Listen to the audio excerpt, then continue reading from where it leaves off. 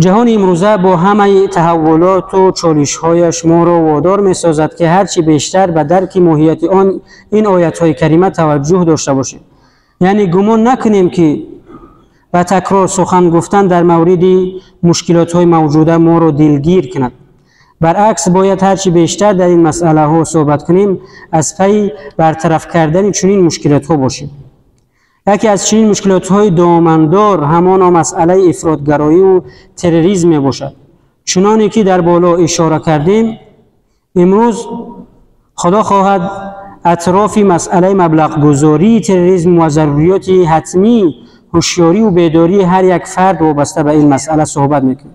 ما چند جمعه پیش از آیت 3 سوره مائده خاطر رسان کرده بودیم، آنجا که خداوند جل و علا میفرماید اعوذ بالله من الشیطان الرجیم بسم الله الرحمن الرحیم اليوم اکملت لكم دینکم واتممت علیکم نعمتی ورضیت لكم الاسلام دینا. صدق الله. خداوند جل و علا در سوره مائده آیت 3 میفرماید امروز ما برای شما دین شما را کامل کردیم و اسلام را برای شما دین اختیار کردیم. یعنی در این آیت های قرآنی ما میخوانیم که خداوند صراحتا اسلام را دینی کامل شده میخواند. پس هر یک حزب و حرکتی که امروز از نام اسلام برآمد میکند و گویا برای اسلام خدمت میکند هیچ گونه ریشه و اساس شرعی ندارد و از نظر اسلام چنین گروه ها باطل هستند. چی گروهی به نام دولت اسلامی، چی سلفیه، چی اخوانیه و چی حزب تروریستی نهضت، چنین گروه ها همیشه از نام اسلام سوء استفاده کرده به نام دین اسناد میارند. برادران عزیزم، شما ببینید وقتی بعد از نماز جمعه رفتید تحقیق کنید، ببینید هر سازمان و تشکیلات های حرکت های حزب‌های سیاسی اسلامی دینی که از نام اسلام سخن میگویند و نام اسلام را استفاده میکنند، شما ببینید آنانی که همین حرکت و حزب‌ها و همین دولت‌ها و مانند دولت اسلامی و سلفیه و دیگر را ساختند کیها هستند؟ بنیانگذار این سازمان‌ها کیها هستند؟ و هدف این گروه‌ها، این حزب‌ها که از نام اسلام صحبت میکنند و سوء استفاده میکنند چی هست؟ و ببینیم که چند سالی که فعالیت کردن چی کار کردن. تنها و تنها، من فقط عراق و سوریه رو مثال میارم برای شما ببینید تنها مسلمان کشتن، تنها خون مسلمانان رو ریزاندن، دیگر هیچ نیکی به مسلمانان و اسلام نآوردن. اینها از طرف خارجیان منفعت خواه ساخته شدند و هدف اساسیشان هم تجارت سلاح، پیش از همه خون مسلمان را ریزانیدن و اسلام را بدنام کردن بود و تمام. دیگر اینها بر مسلمانان در اسلام هیچ خدمت نکردند. متاسفانه تا جایی رسید بیرحمی که فرزند مادر خود را گردن زد. در گوشه دینی مبین اسلام چنین آمده است. دینی پاک اسلام عصرها از این خونریزی ها و از این ظلم و از این بی‌عدالتی ها دور است، پاک است. اینها نام اسلام را استفاده میکنند و برای خود مشتری جمع میکنند، درآمد جمع میکنند و میخواهند با خون مسلمانان تجارت کنند. نمازگزاران محترم، از هر یکی شما احترامانه خواهش می نمایم که این مسئله رو در دایره خانواده خویش و تبار و مخصوصا فرزندان و پیوندان خود که در مهاجرت مهنتی قرار دارند در میان گذارید. زیرا متاسفانه امروز فرزندان و برادران مهاجران ما تا جای قشری آسیب پذیر به حساب می روند. محض به همین آسیب پذیری آنها گروه استرایی استفاده میکنند. چنانه که شما آگاه هستید هنوز ماه سپتامبر سال 2022 سود عالی کشور فدراسیون روسیه با قرار خود حزب نهضت اسلام را همچون تشکیلات افراطگرایی و تروریستی اعتراف کرد. فعالیت آن را در حدود روسیه منع نمود. موافق این قرار نه تنها فعالیت اعضای این تشکیلات تروریستی در روسیه منع شد، بلکه فعالیت رسانه‌هایان، ادبیات نشریه‌هایان، تشویق و تبلیغ ایده‌ایان رابطه به اعضای آن نیز قانونمند گشته است. پس همون فرزندان و برادران ما که در آنجا هستند با آنها همیشه در تماس باشیم، نصیحت‌های ما باشد، راهنمایی‌ها ما باشد که هیچ وقت از مذهب حنفی دور نیستند، دور نشوند و خرافات پرستی و افراطگرایی داده نشوند و هر حزب و حرکتی هست داده نشوند و مشغول نشوند و با آنها دوستی نکنند. برای چی رفتند؟ برای که یک لقمه حلال مهنت کنند و زحمت بکشند و عرق بریزونند و تا یک لقمه حلال بیارند خانواده و فرزندان خود را بخورانند. دیگر هیچ هدفی ندارند آنها.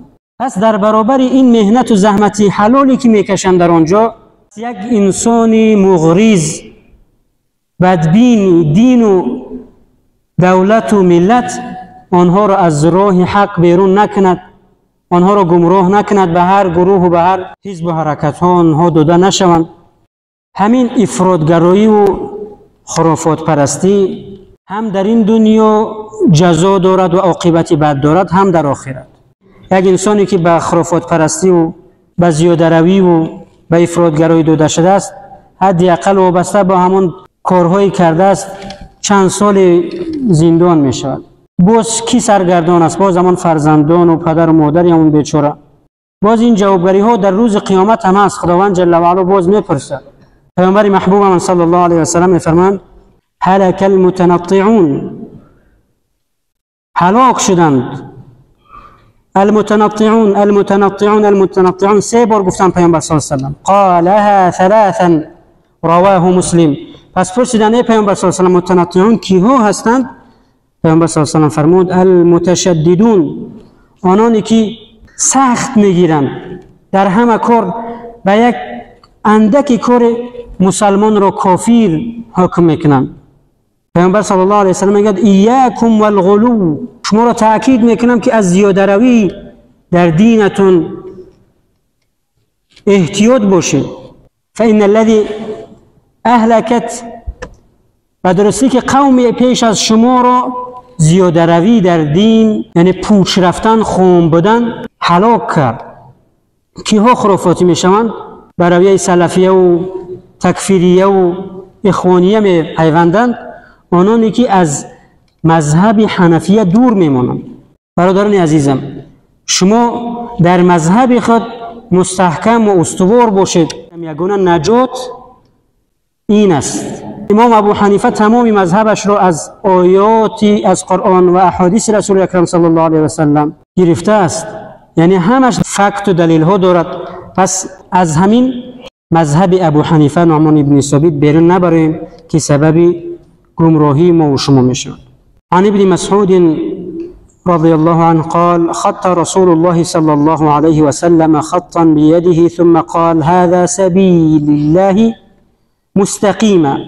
از ابن مسعود رضی الله عنه روایت است که پیامبر صلی الله علیه و سلم با انگشتانشان بالای ریگ خاک ریزه خط کشیدند، خط راست کشیدند و گفتند ثم قال هذا سبیل الله مستقیما، این راه راست خداوند است. یعنی پیامبر صلی الله علیه و سلم با این عملشان ساده کرده به صحابگان و ما و شما گفتند. ثم خط خطوطا عن يمين ذلك الخط وعن شماله ثم قال، و سپس از همون خط راست از طرف راست و چپش خطها کشیدند و فرمودند و هذا السبل ليس منا سبلا الا عليه الشيطان يدعو اليه ثم قرأ.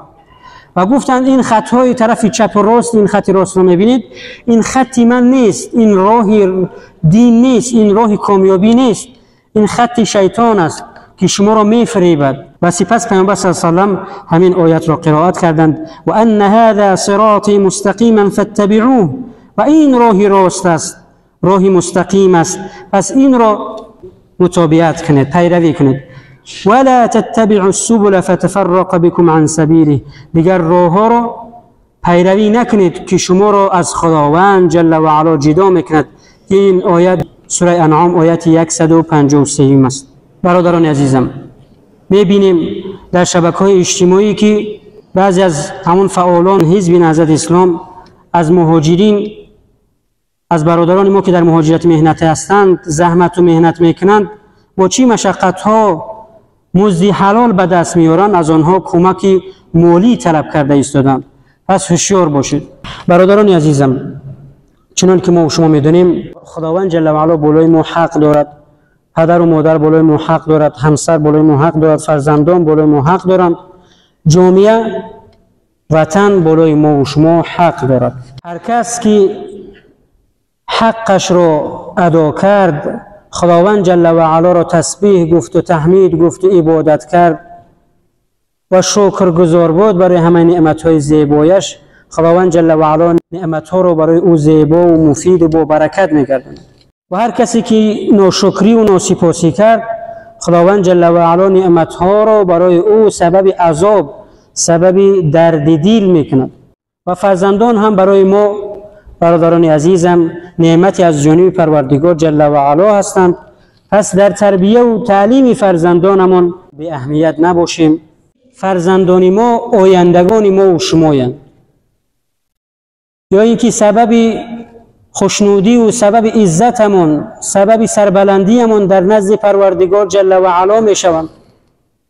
اگر ما فرزندان را در راه راست، در راه اهدنا الصراط المستقیم راهنمایی کنیم و تربیه و تعلیم بدهیم، روز قیامت تاج‌های بالای سر پدر و مادری که فرزند را تعلیم و تربیه داد، قرآن تعلیم داد، فهم قرآن، عمل قرآن، حفظ قرآن نمود، میگذارند که تو حتی انبیا و اولیا میپرسند که این از چی است، کیها هستند، آیا شهید است، آیا نبی است، آیا ولی است، چی عملی انجام داده است که بالای سر این تاج‌ها گذاشتند.